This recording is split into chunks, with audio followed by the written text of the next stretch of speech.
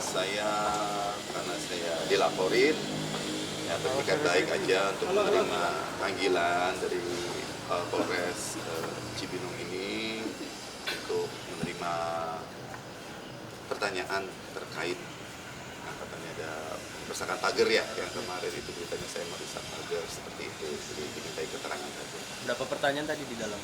19 ada ya? 19 pertanyaan. 19 pertanyaan dan ada beberapa yang juga kita sampaikan bahwa pagar itu juga bukan berada di lahan yang dalam objek perkara.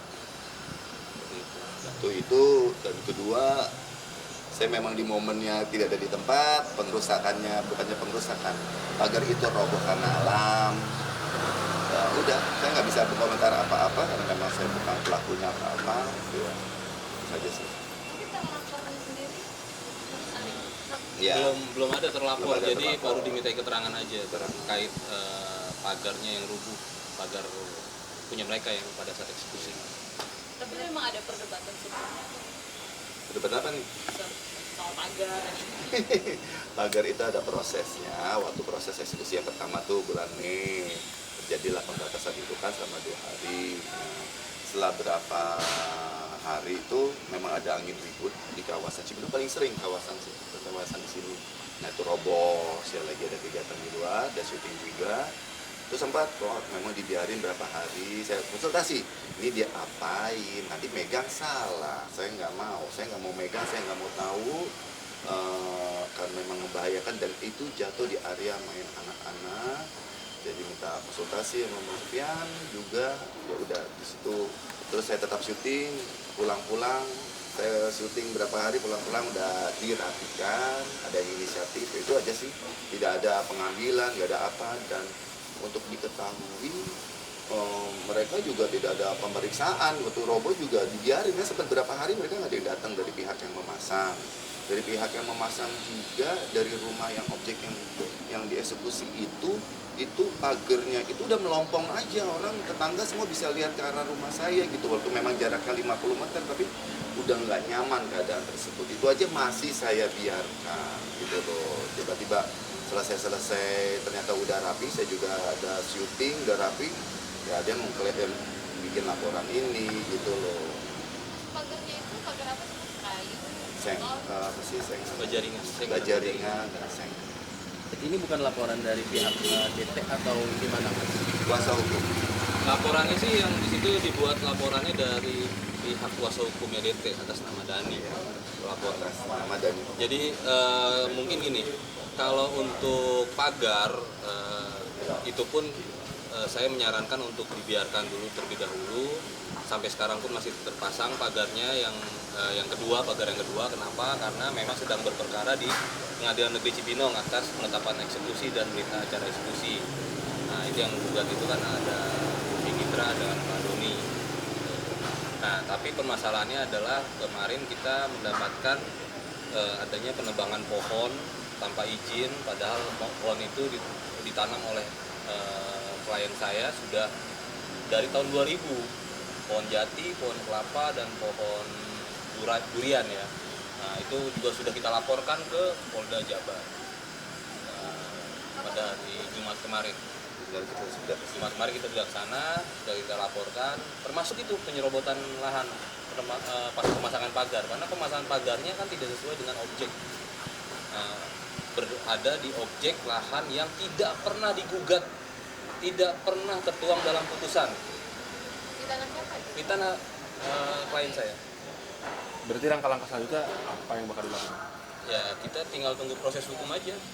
Kami sudah melakukan pelaporan di Polda Jabar. Untuk pelaporan ini juga tadi kita sudah koordinasi bahwa tidak ada unsur niat jahat dari kita, bahwa itu pun inisiatif dirapihkan itu juga bukan karena suruhan ataupun arahan siapa, inisiatif dari tukang kebun karena takut juga kan seng kalau ada di mana-mana. dan saya nggak patoknya memang udah makan korban, jadi keponakan saya udah ada yang kena 3 jahitan gara-gara memang patoknya, karena memang masih mindahin barangnya saat itu ya, bulan Mei itu mindahin barang yang seadanya keperluan sehari-hari, memang membahayakan. Itu jatuh di area main anak-anak gitu loh. Jadi terus ya ada yang bekerja di situ ngambil inisiatif aja, saya juga ngambil kita terserah, aman aja. Berarti dia ngelaporinnya atas dasar pengerusakan. Pengerusakan pagar. Dan pencurian kita dianggap Mencuri dianggap dah. Sekarang saya bilang pagar itu istilah ompong melompong kayak gitu. Terus saya harus ngawasin gitu pagar barang-barang di situ. Orang barang-barangnya, mohon maaf ya, barang-barangnya rumah yang tereksekusi aja, barang-barangnya itu aja kita nggak mau awasin. Ibarat kata kayak gitu, nggak punya waktu, nggak punya tenaga, masih trauma, masih shock dari eksekusi itu nggak punya tenaga sama sekali. Masa ngawasin barang orang lain gitu yang notabene titiknya aja, pemasangan batasnya pagarnya aja belum tentu mereka bener gitu kan. Atau mereka nggak tahu batas tanah, ya tahu saya ada suratnya gitu. Pencurian karena apa? Ya nggak tahu karena mungkin hilang sengnya tapi atau lucunya jaringan. tapi lucunya sekarang ke pagar lagi kita hormatin dan seng-sengnya masih seng-seng yang lamanya kita lihat, wah seng-seng lama juga dipasang masih ada Yang pasti dipasang, dituduh pagar pencuri. yang sekarang itu dipasangnya adalah seng-seng yang lama. Jadi ini artinya cuma kasus karena alat doang, tapi Ya saya merasa tertuduh lah, saya merasa terfitnah atas ini, ya biarin aja. Kalau saya pribadi Harus hormati proses hukum. udah capek, saya nggak mau lapor, ya udah nggak bisa begitu lagi, biar urusan pengadilannya biar beres aja dulu, itu lebih penting dari Tapi pas ini kan urusan pengadilan juga belum selesai, lalu ditambah ada laporan ini. ya. Gimana Mas? Mungkin agak kebingungan nggak sih Saya dengan nggak bisa ujung? kasih waktu kalian 5 menit lagi, saya kejar tayang, makanya saya stres, saya capek, syuting di Sukabumi kayak gini-gini ya, cuma ya saya bisa ambil hikmahnya, memang capek aja sih, capek lelah. ada CCTV yang ada Iya. yang Pembuktian. yang Nah, kalau untuk pembuktian kita sudah berikan bukti-bukti tadi di dalam beberapa sertifikat dan AJB yang Video pagar roboh. dan video pagar robohnya. Jadi kemungkinan ya kita lihat prosesnya ya.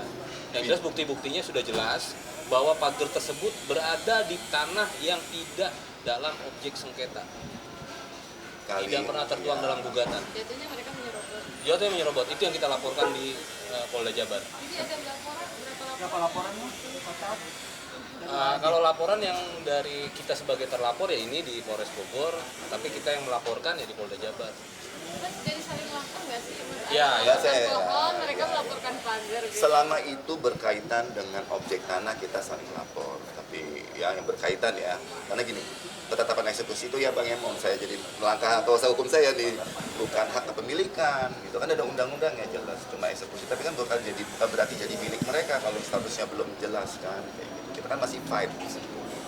Nah, dari situ udah terjadi pengrusakan, dan itu tanaman-tanaman premium saya semua lagi, ada jatinya, ada duriannya yang rusak, pohon kelapa saya yang puluhan tahun yang kelapanya itu banjir buah, banjir kelapa kayak gitu, jadi banyak sekali. Tapi Mas Kalau Pak sendiri kerugiannya jengkel nggak Mas berapa sih, atas laporan ini? Hah? Jengkel nggak atas laporan ini? Iya, karena di sidang kan belum kelar, tahu-tahu ada laporan gitu. Alhamdulillah emosi saya diwakili kuasa hukum saya. Itu Saya yang menggebu-gebu dari dalam. Kalau total itu kan kita nggak bisa tahu nilainya, maksudnya berapa sih kisaran? benar setuju. Karena saya pencinta alam, saya sayang dengan pohon-pohon besar. Saya pohon orang aja tebang bisa emosi. Sedangkan itu pohon gede loh, tahu tumbuhnya puluhan tahun dan itu penting. Nah, saya itu memang apalagi pohon-pohon itu adalah untuk menghalau matahari ke arah rumah saya yang sangat panas, kalau sangat terik tuh memang kering banget di Cibinong kayak gitu. Jadi dan itu sumber buah. Emang saya kan memang cita-cita dari saya jadi artis umur 16 tahun, emang cita-cita ingin rumah kebun kayak gitu kan. Udah tercapai cita-cita saya walaupun harus melewati proses ini. Tapi berapa tahun yang di pohon besar? Puluhan kelapanya aja puluhan. Jadi nanti itu juga kita pikirkan ya, kita lagi memikirkan tim kuasa hukum itu untuk melaporkan ke Dinas Lingkungan Hidup juga. Karena beberapa pohon kan yang kalau 1, 2, 3 mungkin nggak masalah lah. Ini kan ada beberapa pohon, ini juga merusak lingkungan kan. Yang paling lama apa sih Mas diambil? Batangnya ada sebagian yang diambil. Itu semua pohon di atas 20 tahun. Yang Menjati. tahan itu lahan kosong. Yang pohon besar itu saya yang tanam. Pohon jati ya utama. Jadi yang Pohon utama jatuhnya itu kelapanya. di kemana diambil mereka atau Ada Mas? beberapa yang sudah dikeluarkan. Ya ada bukti-bukti bahwa udah ada pemindahan sebagian kayu itu berangkat dari 2 mobil pick up. Setelah waktu 2 minggu lalu kita bikin ini ada pengerasan ya, atau ada pernah interview saya, tiba-tiba mereka stop gitu, jadi terbengkalai aja kayu-kayu itu rusak di lahan. Iya, kita laporkan itu. Total kerugian kira-kira berapa Mas? 10 miliar? jatuh 20 tahun. Nggak bisa dihitung, nggak bisa Amin, nggak dihitung. bisa hitung. Saya bilang ini bukan masalah itu. Jadi saya sekarang ya udah saya proses pengadilan yang lebih berjalan aja dulu. Gitu. PN gimana aktifnya Mas?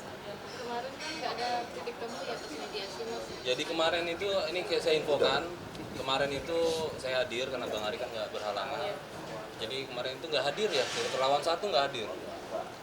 Ya, nah, minggu besok itu harusnya ada pembuktian dari Terawan 1. Jadi kita lihat sidang besok, Hari apa? hari Kamis, Mas Arif datang hari Kamis. subuh syuting. Ya udah. Sudah mulai syuting, jadi Iya. sudah mulai move on lah. Saya terbatas banget lah. Gitu. Apalagi udah masuk Kamis. Kita doakan aja yang terbaik.